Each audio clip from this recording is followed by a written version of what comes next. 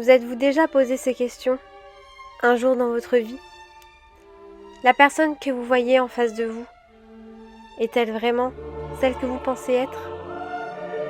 Ces personnes joyeuses, pensez-vous vraiment qu'elles sont réellement joyeuses dans la vie de tous les jours? Comme ces méchants personnages au théâtre ou au cinéma, sont-ils justement tout l'inverse en réalité? Ces personnages, ainsi que la société, se cachent sous un objet qui existe depuis des siècles et des siècles, aux quatre coins du monde. Cet objet, c'est le masque.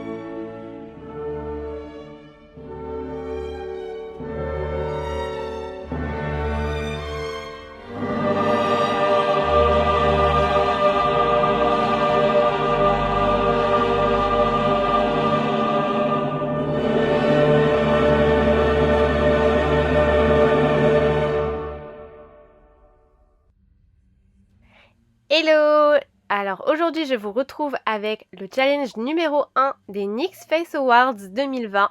En effet, si vous ne le saviez pas, je fais partie du top 15 cette année. Donc l'aventure continue pour moi. Et donc le thème de cette année pour le challenge numéro 1, c'est masque make-up.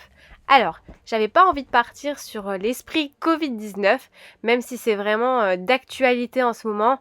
Le masque, il fait vraiment partie de notre quotidien maintenant. Mais je me suis vraiment centrée sur la fonction de première d'un masque.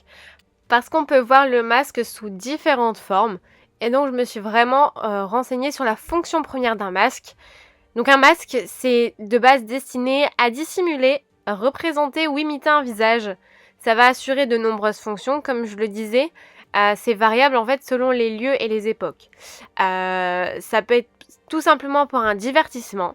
Ça peut être associé à un rite.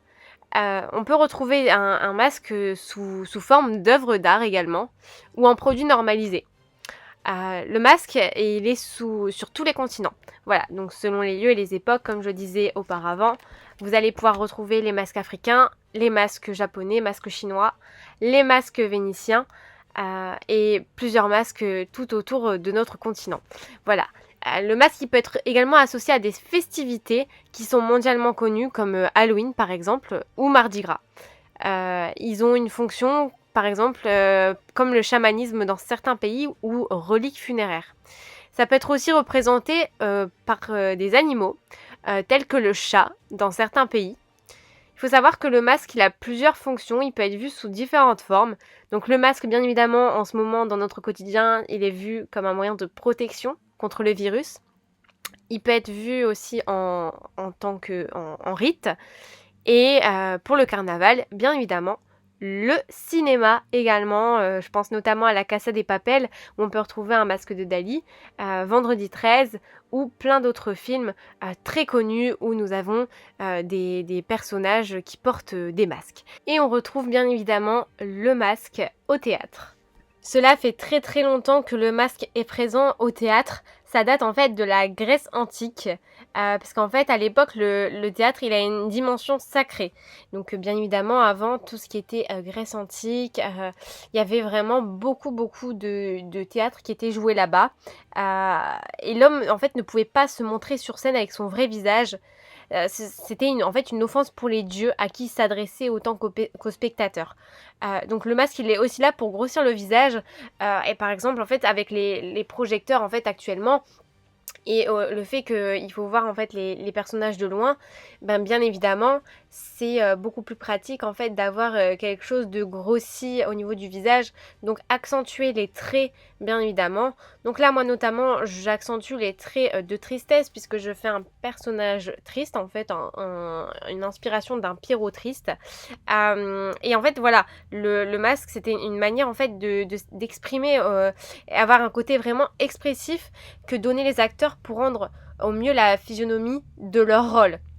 Ça s'accordait avec les divers moyens pour reproduire en fait les proportions imposantes de ces héros. L'idée théâtrale me plaisait énormément, tout simplement parce qu'on peut jouer avec vraiment les différentes expressions, que ce soit la joie, la tristesse ou la méchanceté, tout en étant une personne différente derrière. Parce que comme vous pouvez le voir, là moi je garde vraiment un visage neutre et le fait d'avoir modifié toute ma morphologie, ça fait de moi une personne triste. Alors que je ne le suis pas nécessairement. Et c'est ça justement qui est intéressant parce que au théâtre, les comédiens ne sont pas spécialement tristes quand ils portent un personnage triste, ils ne sont pas spécialement méchants quand ils jouent le rôle d'un méchant, ou ne sont pas spécialement joyeux justement quand ils jouent le rôle d'un joyeux, peut-être qu'ils sont tristes. Mais voilà, du coup là moi j'ai vraiment voulu m'inspirer d'un fait personnel qui m'est arrivé il y a peu de temps.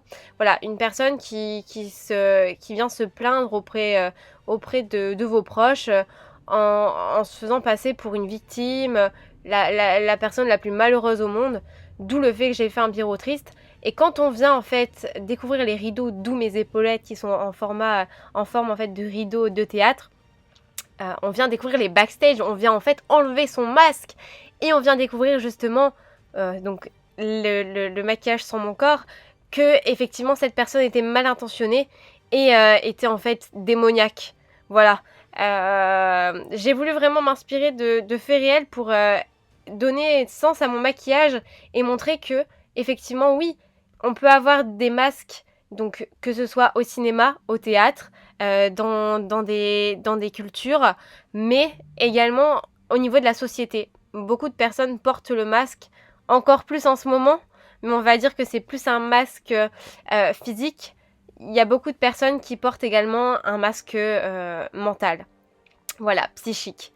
Voilà, donc au niveau de mes épaulettes, voici ce que ça donne. Donc je les ai créées moi-même avec du tissu qui ressemble fortement à des rideaux donc, de théâtre, en mettant des dorures en fait dessus pour rappeler les dorures du théâtre. Pour découvrir qui se cache derrière cette personne masquée, cette personne qui porte un masque, que ce soit au théâtre ou dans la réalité. J'espère que mon interprétation du masque make-up, du masqué démasqué vous a plu. Je vous retrouve très prochainement peut-être pour un autre thème NYX Face Awards. En tout cas, j'espère. Je vous fais des bisous et je vous dis à bientôt. Ciao!